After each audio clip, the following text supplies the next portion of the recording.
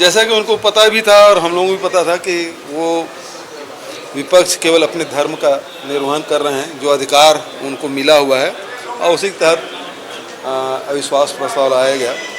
कोई मुद्दे उनके पास थे नहीं, कोई तथ्य उनके पास थे नहीं, और केवल जो विधानसभा में पहले प्रश्न के माध्यम से, ध्यानाकर्षण के माध्यम से या स्थगन के माध्यम से जो कुछ मुद्दे आए थे, उन्हीं सब मुद्दों को वो कहते रहे।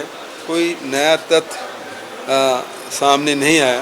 तो बहुत ही लचर, निराशाजनक उनका ये अविश्वास प्रस्ताव, और हमारे पक्ष के लोगों ने बहुत दमदारी से बात रखी, चाहे रवि चौबे जी हो, अकबर जी हो, अमरजीत भगत हो, सी डेरिया हो, हमारे विधायकों में गणेश साहू जी और तमाम हमारे नए जो विधायक लोग भी हैं, उन्होंने बहुत अच्छे ढंग से सत्ता पक्ष की बात रखी और एक माध्यम रहा विश्वास प्रस्ताव रखे। लेकिन हमें शासन की योजनाओं के बारे में आम जनता को बताने में हम सफल रहे।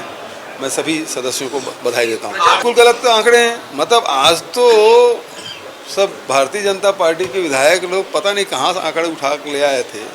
जितना हमारा जनसंपर्क विभाग का बजट नहीं है, उससे ज़्यादा गोधन न्याय योजना का वो विज्ञापन बता रहे हैं, और शिक्षा का स्तर बता रहे हैं कि 29 राज्य है और 36वां स्थान है। तो ऐसे ऐसे आंकड़े वो लोग दे रहे हैं। तो अजीब सी बात। आज इसीलिए मैं कह रहा हूँ कि बहुत ही लचर था, उनकी तैयारी बिल्कुल नहीं थी। प्रजातंत्र की दुहाई विपक्ष दे रहा है, महाराष्ट्र, कर्नाटक, गोवा में नजर दिया, और आपने अपनी पीड़ा भी व्यक्त की कि आपकी किस तरह से जमीन की नपाई की गई, आपको जेल भेजा गया, वो पीड़ा भी व्यक्त आप कर रहे थे। देखिए, जब सत्ता में रहते हैं तो विपक्ष को कुचलने की कोशिश नहीं करनी चाहिए।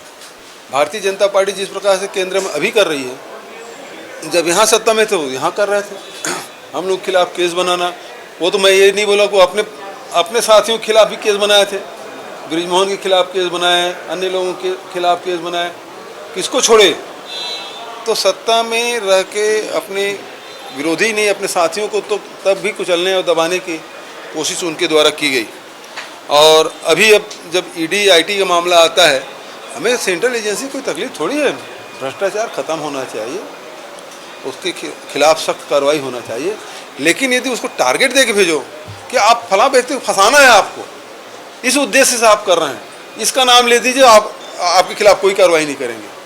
तो जब आपके इंटरेस्ट मेलाफाइड इंटरेस्ट है, आपका उद्देश्य ही दूषित है, गलत उद्देश्य से आप कार्रवाई करेंगे, तो निश्चित रूप से आलोचना होगी। और अभी जिस प्रकार से ईडी के द्वारा सोनिया जी, राहुल जी के खिलाफ कार्रवाई की जा रही है, सारे तथ्य पेपर में हैं, सारे तथ्य आपके पास हैं, फिर पूछ क्या रहे हैं?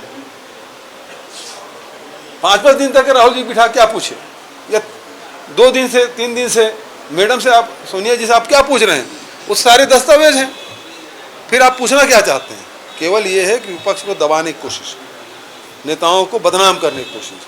तो ये जो सेंट्रल एजेंसी का दुरुपयोग हो रहा है, जैसे अभी भाजपा के लोग बोल रहे थे ना, ईओडब्ल्यू वो मुख्यमंत्री का थाना है, तो इसका मतलब ये है कि ये मतलब ईडी, आईटी, सीबीआई फिर प्रधानमंत्री का थाना हो गया, और उसका दुरुपयोग कर रहे हैं, स्वीकार कर रहे हैं वो लोग, उस प्रकार से दुरुपयोग कर रहे हैं। देश भर में इसी प्रकार से कर रहे हैं।